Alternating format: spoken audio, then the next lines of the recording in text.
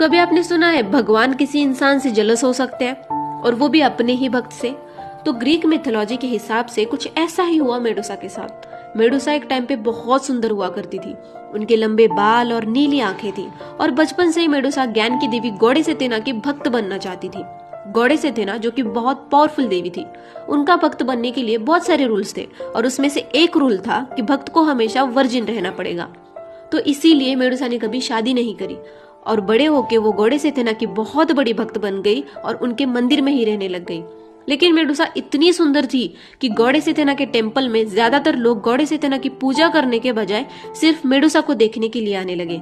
तो इस बात से गॉडेस एथेना मेडुसा से जलस फील करने लग गई। और एक दिन जब मेडुसा पूजा का सामान लेने बाहर गई, तब समुद्र के देवता पोसाइडन की नजर मेडुसा पे पड़ी, और उन्होंने अपनी शक्ति दिखाकर मेडुसा से शादी करने को कहा। लेकिन मेडुसा ने साफ मना कर दिया। ये बात पोसाइडन का ईगो हर्ट कर गई। वो मेडुसा का पीछा करते हुए गॉडेस एथेना के मंदिर तक पहुंच गया, और पोसाइडन ने गॉडेस एथेना के टेम्पल में ही उसके साथ जबरदस्ती करी।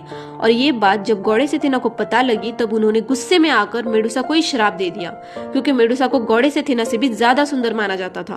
तो उन्होंने मेडुसा को श्राप दिया कि उनके लंबे जो खूबसूरत बाल हैं वो जहरीले सांपों में बदल जाए, और कोई भी आदमी अगर मेडुसा की आंखों में देखेगा तो वो पत्थर का बन के रह जाएगा।